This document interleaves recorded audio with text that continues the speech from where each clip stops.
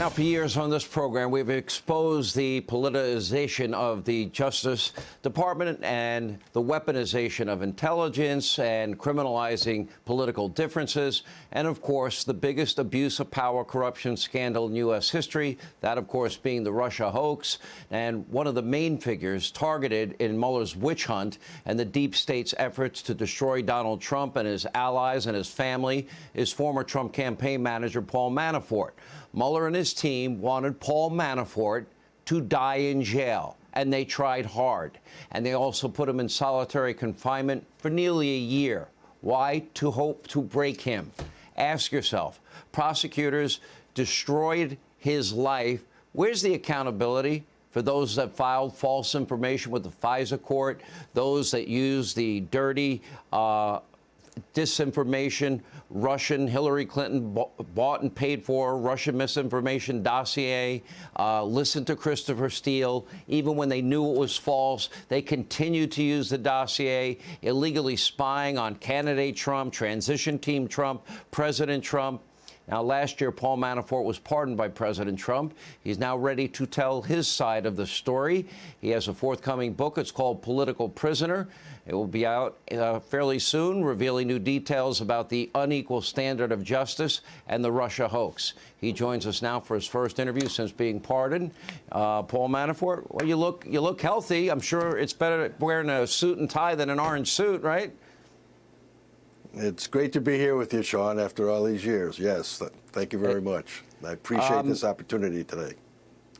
You really, in many ways, you, Roger Stone, Papadopoulos, General Flynn, and Carter Page, the president himself, all of this stems from a false, phony narrative based on a false dossier and phony FISA warrants. Tell us about the whole experience from your point of view. Well, from my point of view, it's been a very complicated last 5 years, and certainly not a fun experience. A lot of surprises when things first started to break and the false narrative first started to be promoted in August of 2016. I didn't take it very seriously because I knew how ridiculous it was to even say that there was Russian collusion going on with the Trump campaign. But as time went on and as the drumbeat got louder and all of a sudden anonymous government sources started putting out stories which I knew were fake and working with social media and the mainstream media to promote this concept that there was serious investigation going on with the people around Donald Trump and particularly around people like me and Roger Stone, I said, how do I combat this? I felt like I was in the middle of a tsunami, and there's no way my voice was going to be heard against all of this onslaught of misinformation. And then, of course, when they did ultimately indict me, they threw a gag order on me and made it impossible for me to speak, even though they kept leaking stories that have been proven false. And then when I started to fight against that gag order, they threw me in jail, where they deliberately knew what they were doing. They didn't want me to speak to the media. They wanted to keep me from my lawyers and affect my ability to prepare for my trial. And frankly, from day one, I always felt they were targeting me and a couple of others to try and get at the president, then candidate Trump, and then President Trump, which is one of the reasons why I find it sort of ironic that what's going on today with these claims about January 6th, when the people who are pushing the January 6th allegations are the very ones who for 4.5 years refused to recognize the results of the 2016 election. So this book that I'm writing is meant to, tell my side of the story, get out my side of the facts, to tell the truth about my career in politics and government, and to let the reader understand what really was going on in the Trump Tower meeting of June 9th. You mentioned the gag order. Roger Stone similarly had a gag order. I thought we had something called the First Amendment that allows you to speak out, but apparently I must have been to a bad Catholic school for 12 years. But that was taken away from you. Then they put you in solitary confinement. And I don't know how much you want to reveal here before the book comes out. Were there specific moments where they were offering to set you free, if you said certain things? Well, there were moments, and I will talk about this in the book, when they were putting pressure on me to admit the facts that weren't true, and I'll talk about those facts and those expectations. And the quid pro quo that was understood was that I would be treated in a very lenient way. They didn't understand that there was no way I was going to lie. There was no way that they could force me into giving up the president. And I never felt uncomfortable talking to them because I knew that as long as I told the truth, I had nothing to fear. But I was wrong because even telling the truth. What was the reason then for what was the reason for solitary confinement? My interpretation was they were trying to break you. And I remember at the time you were suffering some health issues as a result of it. Were they afraid for your safety? How were the prisoners when you got to finally see them? Did they treat you well? Were they nice to you? Or were they a threat to you? The prisoners were never an issue with me. The special prosecutor was. They're the ones who put me into what I viewed as harm's way. So then why solitary? Is a terrible thing. Why solitary? Solitary confinement is well, they said it was to protect me. But I mean, I never believed that for a minute. I mean, it didn't protect me. What it did was it put me into a situation that was, in an 8x10 room with no windows, with no access to people, no access to outside, and limited ability to communicate with my lawyers. And I talk about that in the book, and talk about how, it's inhumane, what they call solitary confinement. Then they even tried to get me to go to Rikers Island and force me to be there in solitary, which fortunately, thanks to the Department of Justice, that didn't happen because there was a issue of safety for me in any context there. Only because of the constraints of time. I'm not trying to interrupt you, but I know we'll do a full hour when your book does come out, because there's details that you've told me that when people hear it will be blown away. I'm trying to ask this in a way that we don't give away the whole book here, because you also talk about the campaign and how Mike Pence was chosen, and you bring us behind the scenes in the work that you were doing.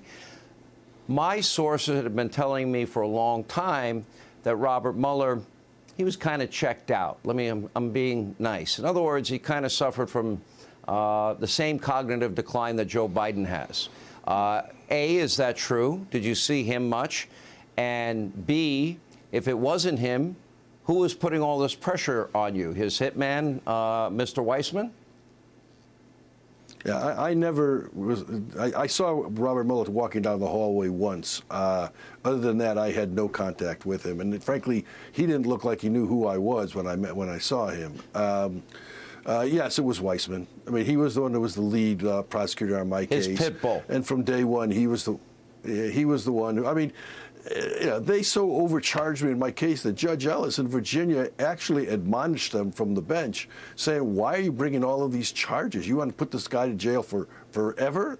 And they were trying to put me in jail forever. I mean, unless I would cooperate, that was what they were promising to do. And in fact, when we did the presentation in the D.C. case, they argued for the maximum penalty for me because they didn't want me to be free. Even though you had a plea agreement. Well, let me ask this, and I want to stay on Mueller's pit bull, Andrew Weissman, for a second here. Were there moments that you knew that they wanted you to say what they wanted you to say, whether it was true or not? Because their real target was Donald Trump, not Paul Manafort. I'm asking if this is true. And that if you would have said it, you probably could have walked out free? Were there very specific things that they were looking for you to say and telling you, wink, nod, you can go home and have pizza tonight if you give us the answer we're looking for? Well, I'll be definitely talking about some of those details in the book because there was no doubt in my mind from day one that I was a means to an end. And frankly, after they didn't succeed with me, they used the same tactics against Roger Stone. I mean, they did the morning no-knock break into his house just as they did at my house. They the only difference was they had a CNN camera there because he lived in an open community, not in a condominium. And they put the gag order on Roger. They indicted him too. So I mean, the technique that they used on him and me was not because they cared about either of us. Who they cared about was Donald Trump. And we were the way without us, they didn't think they could get Trump. And, I remember laughing to my lawyer when I did the plea agreement with them in the D.C. case, that there was all kind of stories that Donald Trump was going down now. Paul Manafort was going to turn on him. And I turned to my lawyer, I said, look, make sure they understand I plan on telling the truth. Because when I tell the truth, not only is Donald Trump not going down, but their whole case is going to blow up. And that's what happened. And that's why they came back hard against me afterwards. Let me ask you about this. Was it clear to you that they wanted you to lie about, they didn't care if you lied about Donald Trump, that their target was Donald Trump, and that you basically, they wanted you to lie about him? Now, when you're talking about, and remember, they wanted you to die in jail. Just, they were wanting, 25 years? Yes. They wanted you dead in jail. So now you're being basically offered your freedom if you say what they want, what they want to hear. But you didn't do it. But, why? Why didn't you? That's a strong incentive. Well, they wanted me to say something that wasn't true, and I wasn't going to do that. And and frankly, once you start walking down that slippery slope, who knows where you end up? I wasn't going to do that. I mean, I felt comfortable from day one on the whole Russian collusion narrative that I knew it was phony. And in the book, I walked through all of the elements of the prosecutor's case on Russian collusion and show that from Adam Schiff to everyone else who said they had inside information, they had seen confidential information. I expose all of that in the book because the truth is there was no confidential information. They didn't have any secret information. It was a weaponization of the law enforcement and national security operations and targeting, in my wildest dreams, I couldn't have imagined this, targeting a president of the United States to undermine his presidency and to try and remove him from office. And there was no way I was going to ever be a participant in that collusion. You know what I've concluded, Paul, as a result of this? We don't have in America anymore, and it saddens me to say, equal justice under the law. We don't have equal application under the law. We now have the criminalization of political differences in this country, and prosecutorial abuse is far more rampant than people know. I can't wait to get the details. You've given me a couple little tidbits off camera that I can't wait for you to tell the country. Their eyes will open wide when this book comes out. And thank you for sharing your time with us tonight. The book is called Political Prisoner. You can get it on a first edition copy on Amazon.com. All right, Paul Manafort. Hey, Sean Hannity here. Hey, click here to subscribe to Fox News YouTube page and catch our hottest interviews and most compelling analysis. You will not get it anywhere else.